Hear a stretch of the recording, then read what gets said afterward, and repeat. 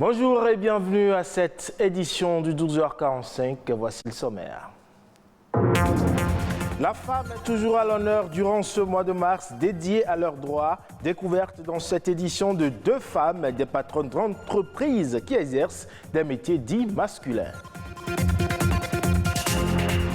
Et puis, portrait d'une défenseure des droits de l'enfant, maître Alexandrine Saïzonou. Elle vole au secours de l'enfant brimé et contribue à l'amélioration de la situation des enfants au Bénin.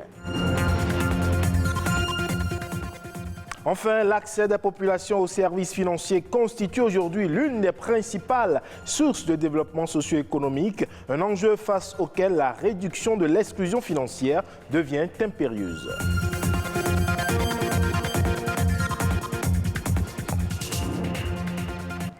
Bienvenue à vous si vous nous rejoignez. Je le disais à l'entame de cette édition, nous sommes toujours dans le mois de mars consacré aux droits de la femme. Et nous vous proposons ce portrait croisé de deux femmes, patronnes d'entreprises qui exercent des métiers dits masculins. Mettant de côté leur féminité, elles s'imposent aujourd'hui dans la menuiserie aluminium et la sérigraphie-calligraphie. Portrait. Bientôt 6 ans que Nadège exerce en tant que vitrière. Un métier qu'elle a choisi pour se démarquer des stéréotypes. J'ai choisi ce métier parce que je ne voulais pas faire la coiffure ni la couture. Et un jour, j'ai vu une fille. Elle est mécanicienne auto. Donc ça m'a plu et je suis allée dire ça à mon papa. Mais il a refusé. Un ami aussi m'a proposé que la menuiserie aluminium, les femmes aussi font ça. J'ai accepté. S'engager dans la menuiserie aluminium, métier autrefois destiné aux hommes, ne fut pas un choix aisé. Très tôt, son père s'y est opposé.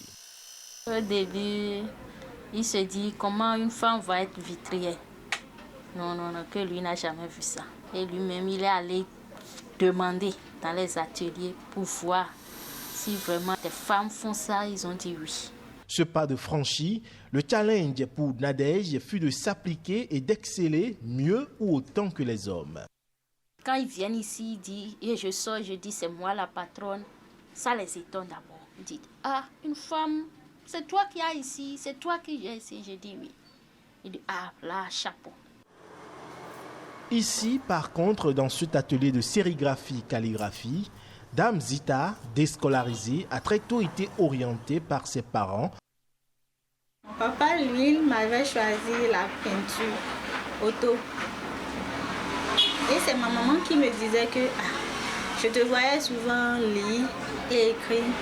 Pourquoi pas ne pas te lancer dans la calligraphie? En apprentissage, elle a fait face aux critiques de ses anciens camarades de classe. Mais armée de courage, elle a tenu bon son objectif en tête. Mes camarades d'école me citaient un peu parce que quand ils me voyaient, j'étais un peu sale. Donc quand je les voyais, je fuyais un peu. Mais avec le temps, donc je me suis habituée. Déjà à 1 an de formation, j'étais plus comme le début. Pour ces femmes, mères de famille, évoluer dans leurs différents choix de carrière a été un parcours difficile, fait de critiques, de coups bas, parfois d'incompréhension avec leurs conjoints. Quand je prenais des gros marchés, j'allais travailler tardivement, on faisait des veilles et tout ça l'a mené à avoir un peu de soucis. Mais après, nous deux, on s'était assis, on a parlé, on s'est compris. Et aujourd'hui, il me soutient fortement dans tout ce que je fais. Toi, vitrière, ma femme va être vitrière, toujours en contact avec les hommes.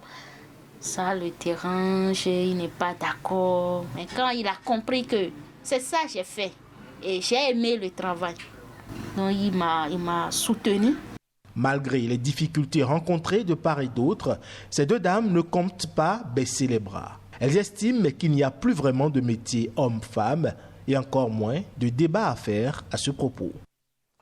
Et on en vient à présent à la découverte de cette femme d'exception, Maître Alexandrine Saïzonou.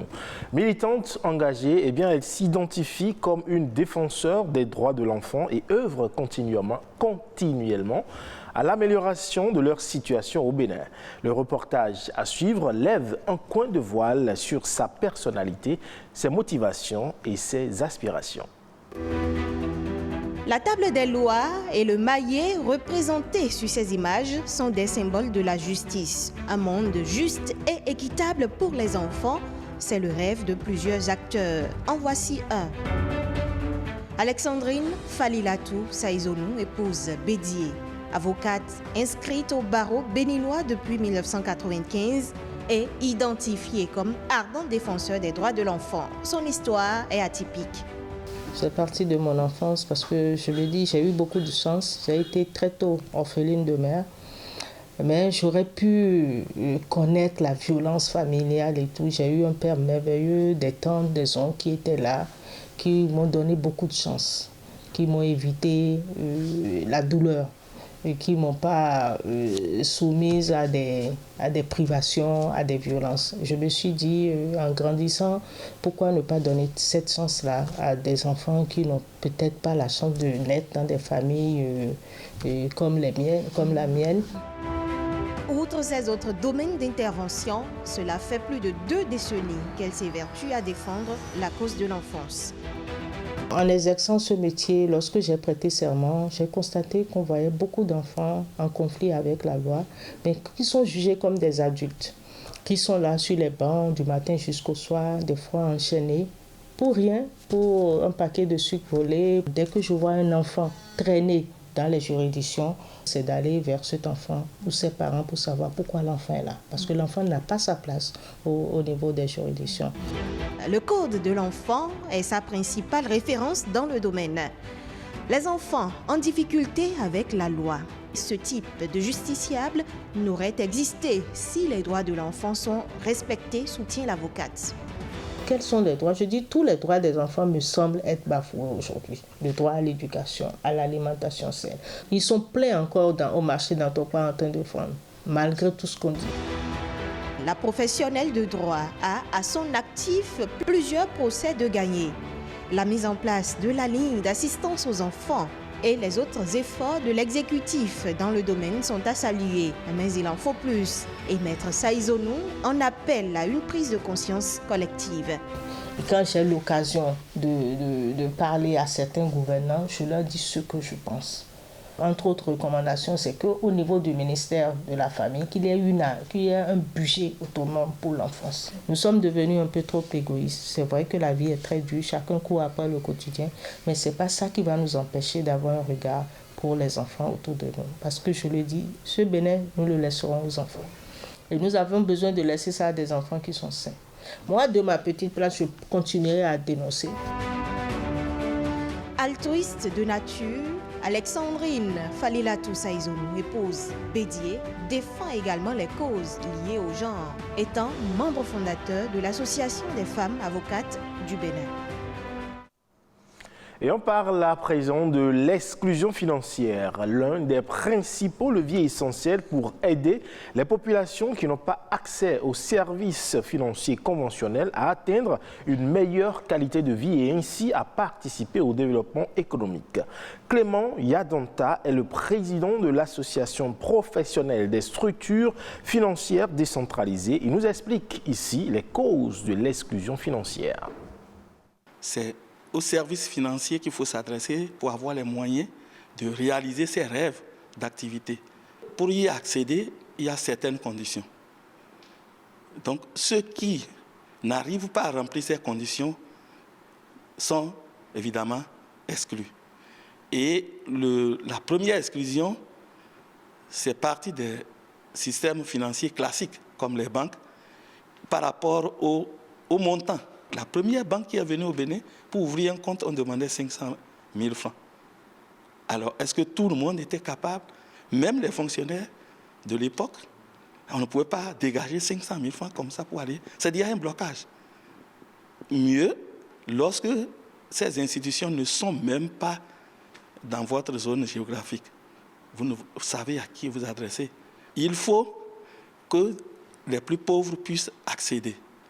Et il faudrait que ces conditions soient accompagnées par les moyens nécessaires. Par exemple, nous parlons aujourd'hui de la technologie. L'Internet, ça peut aider à l'inclusion financière.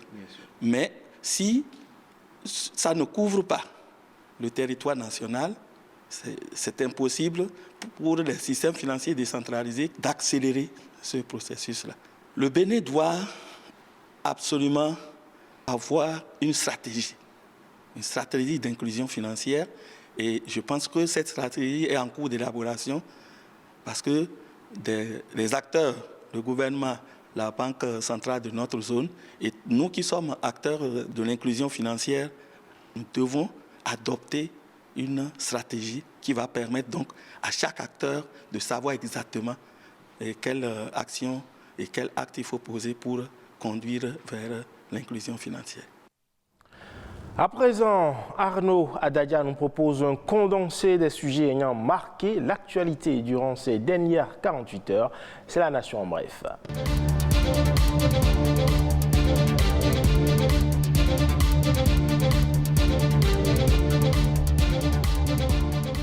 La célébration de la journée 8 mars 2022 a été marquée dans la commune de Sakété par une sensibilisation des jeunes collégiennes contre les grossesses précoces et les mariages précoces. Le but visé à travers cette campagne est de maintenir les jeunes filles à l'école.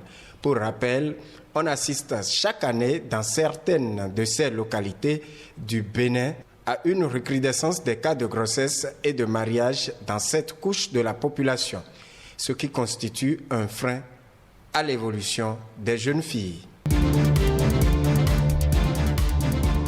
À quoi attribuer la flambée des prix du pétrole et du blé observée ces derniers jours? Selon l'économiste béninois Albert Ronkou, le conflit entre la Russie et l'Ukraine serait à l'origine de cette situation. Le professeur d'université fait constater que le litre de l'essence à la pompe est actuellement à 600 francs CFA et qu'il en est de même pour les prix d'autres produits qui ont connu une flambée considérable. Pour juguler ce phénomène, il propose que le Bénin accroisse les productions comme celle du maïs et du manioc. Ce faisant, la substitution ou le mélange de ces farines à celle du blé pourrait permettre de réduire sensiblement les coûts dans le domaine de la production du pain. Le Bénin et les États-Unis sont en passe de conclure un nouvel accord dans le cadre du Millennium Challenge Corporation. Il s'agit de l'accord de subvention pour le développement et la mise en œuvre d'un compact concomitant pour l'appui des projets dans le secteur des transports. C'est un ensemble de projets qui visent à promouvoir l'intégration économique, l'accroissement du commerce régional et la collaboration transfrontalière entre le Bénin et le Niger, dont les études préliminaires visent à anticiper sur des plans d'atténuation.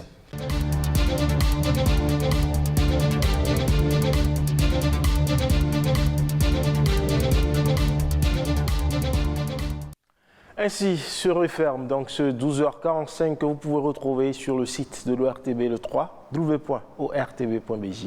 Portez-vous bien et à très bientôt.